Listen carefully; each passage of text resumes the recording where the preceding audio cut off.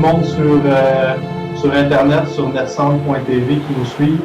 Je suis très content, comme je le disais, d'être avec vous aujourd'hui pour vous présenter les spécificités d'un site Internet B2B. J'espère que ça va être capable de répondre à vos interrogations, puis de vous informer sur les éléments qui sont à tenir en compte dans l'intégration et la création d'un site web pour une entreprise qui vend à d'autres entreprises.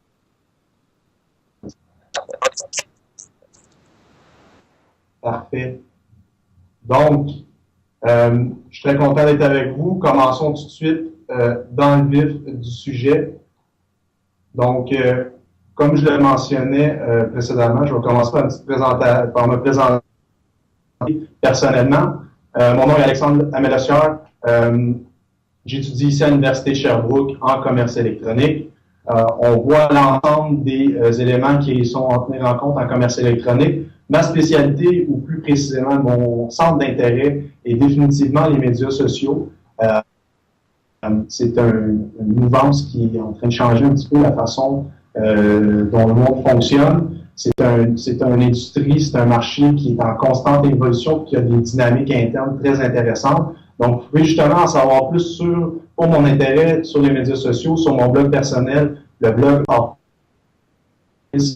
et puis aussi pour en connaître plus sur le commerce électronique en général, puis pour savoir ce qui nous on étudie à l'Université de Sherbrooke. Vous pouvez aussi lire le blog collaboratif que j'entretiens avec deux autres de mes camarades, le blog les3robots.com. Et si suite à la présentation d'aujourd'hui, vous voulez en savoir plus, il y a des points par la suite qui sont moins clairs pour vous, mais ça va me faire plaisir de répondre à vos questions. Vous pouvez me contacter directement sur mon courriel alexandre.amel.lecieur@gmail.com.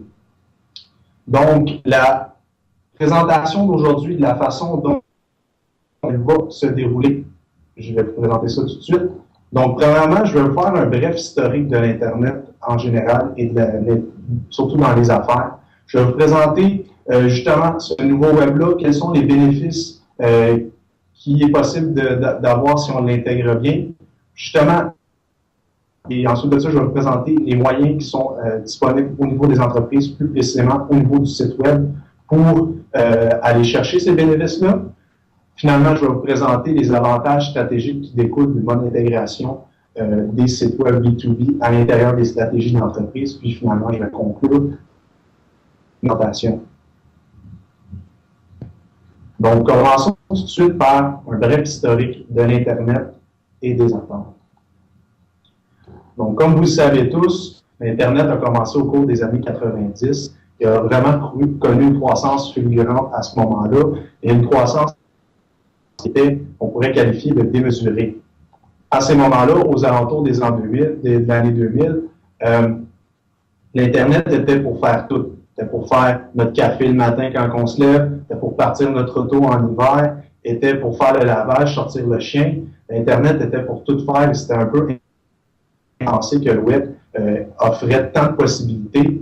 Il y a eu vraiment un hype incroyable qui a été créé autour de ça. Il y a beaucoup d'entreprises qui étaient générées, puis c'est ça qui a fait en sorte qu'il y a eu la crise technologique, la bulle technologique qui a éclaté en 2001. Et ensuite de ça, lorsqu'on regarde le graphique ici, c'est le cours du Nasdaq. Puis on voit qu'il y a vraiment eu un gros crash après ça. Ensuite de ça, ça a pris quelques années avant que ça recommence à évoluer puis à croître. Puis ça a amené justement cette crise-là des changements profonds au niveau du web. Donc, ça a apporté des changements surtout au niveau des plateformes. Donc, vous voyez ici le web 1.0 qui était avant la crise un peu. On avait différentes plateformes, double-clic pour la publicité, aux photos pour les images. Il y avait Akamai pour le téléchargement peer-to-peer. Il y avait M.com pour la musique, Britannica Online pour l'information.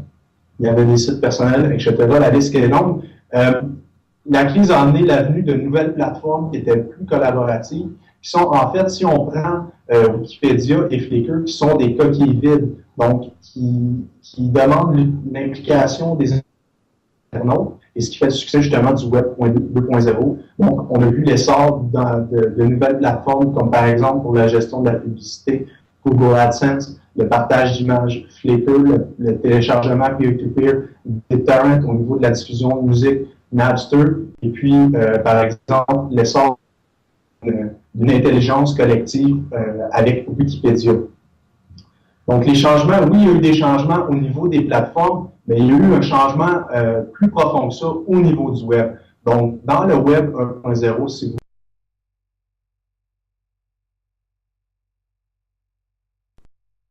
impersonnel, peu de personnalisation. Il y avait beaucoup de pages web, c'était de la lecture, il n'y avait pas de médias riches. Puis il y avait, surtout, on focusait sur on était féroce pour certains segments clés. Ensuite de ça, dans le web 2.0, ben, on est tombé dans un web plus collaboratif qui permettait aux internautes de créer du contenu, d'écrire du contenu et bien évidemment d'en lire. Donc ça a fait un web qui est plus dynamique. Ça fait aussi, avec l'essor des réseaux sociaux, ça fait un web qui est personnalisé. Donc, qui sait qui vous êtes et qu'est-ce que vous voulez. Et puis aussi, ça fait un web qui est plus focusé sur le long terme. Donc, d'aller chercher des micro-segments, des sujets de niche, de focaliser là-dessus pour ensuite de ça aller chercher une masse plus grande. Donc, ici, j'ai deux petites vidéos qui parlent vraiment au niveau B2B. Le premier parle quels étaient les challenges au niveau du marketing B2B avant ce qu'ils sont maintenant. Vous allez voir qu'ils sont plutôt similaires. Puis ensuite de ça, c'est M. Robinson qui est chargé des affaires B2B en Angleterre pour Google, qui nous présente un peu la situation actuelle au niveau du web et du B2B. Donc, commençons tout de suite avec la première vidéo.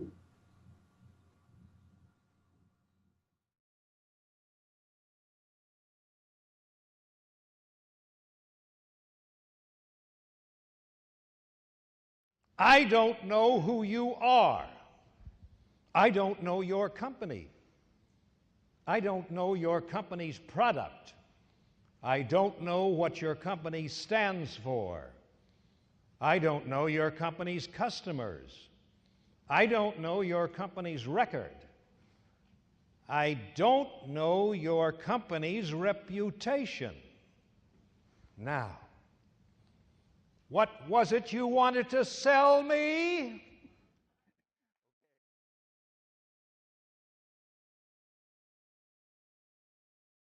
There you go. Yeah, John, I'm looking for him on LinkedIn. I don't see him anywhere.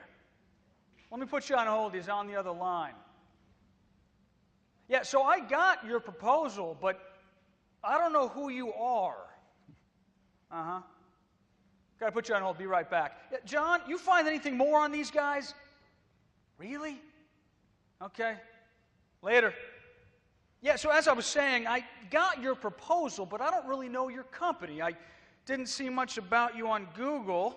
Your website is totally thin. I looked for you on LinkedIn, no luck. But someone in my online community seems to think of you as a third-tier player. And I see an ex-employee out there is doing some pretty nasty blogging about your CEO. Now, what was it you wanted to sell me?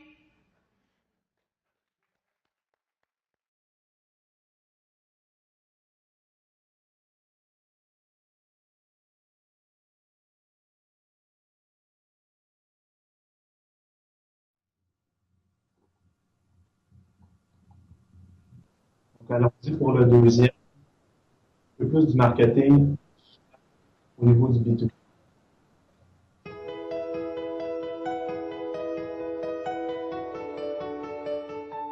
Digital is now an integral part of our everyday lives. There are 1.7 billion people online globally, and in the UK, it's 80% of the population. As consumers, we spend 30% of our leisure time on the internet. We can now communicate with friends, colleagues, communities around the world in real time, and the world's information is simply a click away. However, this is not just a consumer phenomenon. The very same pattern holds true for business. In fact, recent research shows that business purchasers spend 73% of their work-related media consumption time